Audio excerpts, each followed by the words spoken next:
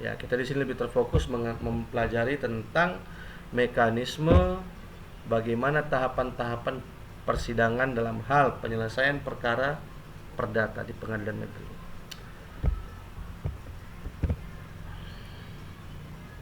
Lanjut kita untuk membahas lebih rinci lagi mengenai surat gugatan. Bagaimana, seperti apa gitu kan surat gugatan itu. Gugatan pada prinsipnya didefinisikan merupakan tuntutan hukum guna pemenuhan hak dan kewajiban tertentu yang diajukan oleh seseorang atau lebih terhadap seseorang atau badan hukum atau lebih, atau disebut juga dengan sebagai tergugat. Jadi gugatan itu adalah tuntutan hukum guna pemenuhan hak dan kewajiban. Jadi ketika kita merasa hak kita tidak dipenuhi oleh orang lain, kemudian kewajiban kita ternyata dianggap dilanggar oleh orang lain, maka disitulah kita membuat suatu surat gugatan. Itu dulu yang dipahami. Jadi adanya hak kita yang dilanggar dan kewajiban kita yang dilanggar oleh orang lain, barulah kita buat gugatan. Kemudian gugatan dapat diajukan baik itu secara lisan ataupun tertulis oleh seseorang pihak yang dirugikan. Tapi pada umumnya gugatan itu berbentuk tulisan.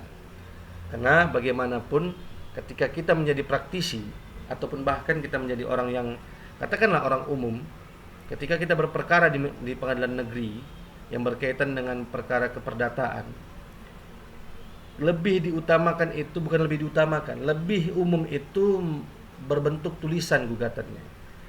Nah, ketika kita tak paham membuat suatu surat gugatan, pengadilan akan mengarahkan ke Biro Bantuan Hukum di pengadilan tersebut. Nah, itu menandakan bahwa aturan umum walaupun secara tertulis membolehkan gugatan secara lisan, akan tetapi secara umum gugatan itu alangkah baiknya dibuat secara tertulis.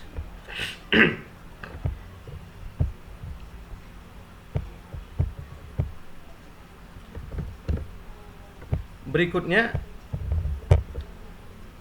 syarat gugatan. Apa-apa saja syarat gugatan tersebut. Nah, di sini yang ingin saya sampaikan bahwa jangan sampai kalian semua, kawan-kawan semua hanya bisa mempraktekkan perkara yang telah ada, hanya bisa mempraktekkan berkas perkara yang sudah ada, akan tetapi tidak memahami esensi ataupun isi daripada surat gugatan tersebut. Untuk apa? Kalau hanya menjalankan peran sebagai penggugat, kemudian kita membacakan surat gugatan di dalam perkuliahan kemahiran hukum ini dalam hal prakteknya, hanya jago mempraktekkan saja, tapi kita tak paham esensi isi daripada gugatan itu, ya sama saja berarti kita bukan ahli hukum atau bukan penegak hukum, akan tetapi kita ahli dalam acting. Berarti kita salah masuk jurusan. Harusnya jurusan acting begitu kan. Nah, karena kita ini belajar tentang hukum, walaupun kita mempraktekkannya, menjadikannya suatu katakanlah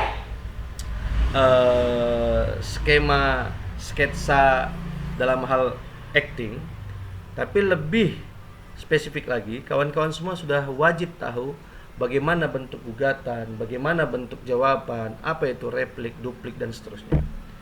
Nah, hari ini kita bahas dulu tentang gugatan. Syarat gugatan, ya, ada dua. Yang pertama formil, yang kedua material. Kemudian, apa itu syarat formil? Syarat formil harus memuat tempat tanggal pembuatan gugatan. Tanggal berapa dibuat, di mana dibuat, begitu kan. Dan kedua, ditandatangani oleh pihak yang mengajukan atau kuasanya. Jadi seandainya kita tak pakai kuasa, diri kita sendiri pandai membuat gugatan, maka kita wajib menuliskan tempat tanggal dan di mana gugatan tersebut dibuat dan kita tanda tangani. Kemudian di atas materai, begitu. Kemudian Syarat materialnya apa gitu kan. Itu syarat formil. Syarat formalitas yang wajib kita penuhi ketika kita membuat surat gugatan. Tanggal, di mana tempat pembuatan gugatan, dan ditandatangani oleh yang membuat gugatan atau kuasanya, serta memakai materai. Dulu 6.000, sekarang udah 10.000 ya. Nggak berlaku lagi yang 6.000. Nanti saya ganti. Kemudian syarat material harus memuat persona standing on justio. Maksudnya adalah kita harus membuat identitas jelas semua pihak dalam gugatan, baik itu si penggugat maupun si tergugat. Jadi pada dasarnya kita wajib menuliskan identitas diri kita sebagai penggugat dan identitas orang yang kita gugat atau si tergugat. Para pihak semua dituliskan identitasnya. Apa saja itu identitas? Yang paling sederhana adalah nama, alamat, kemudian tempat tanggal lahir. Seandainya yang kita gugat itu ataupun kita berposisi sebagai badan hukum, contohnya misalkanlah kita sebagai pengacara perusahaan, maka yang dituangkan di situ adalah nama perusahaan dan alamat saja. Begitu juga seandainya lawan kita adalah sebuah badan hukum, katakanlah sebuah bank gitu ya, maka dibuatlah di situ nama banknya dan alamat banknya. Intinya minimal nama dan alamat. Kemudian harus adanya posita, ya. Nah, harus adanya posita atau fundamentum potendi. Jadi posita itu adalah fakta-fakta perbuatan, peristiwa atau kerugian yang dialami. Fakta-fakta dan dasar hukum dengan menunjuk sifat melawan hukum, ketentuan hukum ataupun asas-asas hukum. Jadi pada intinya posita itu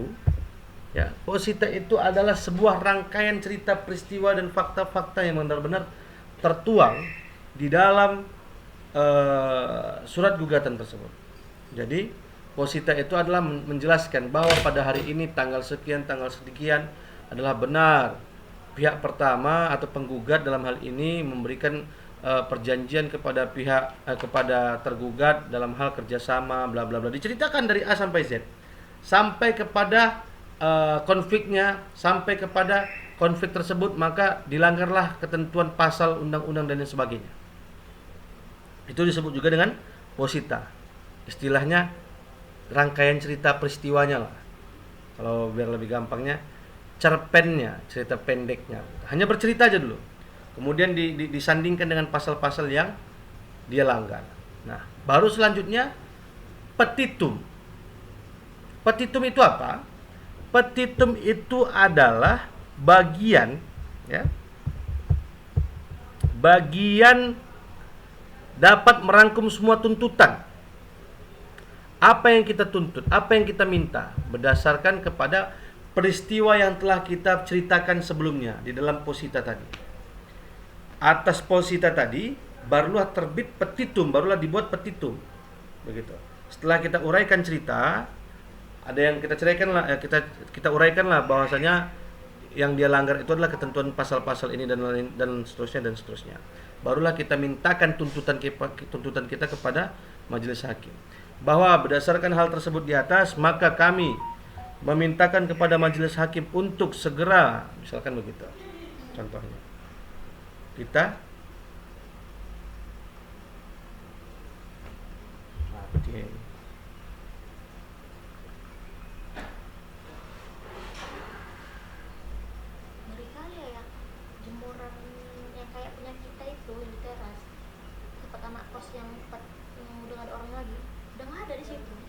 Enggak, diambil sama kawannya. Hah? Diambil sama kawannya. Kode ini?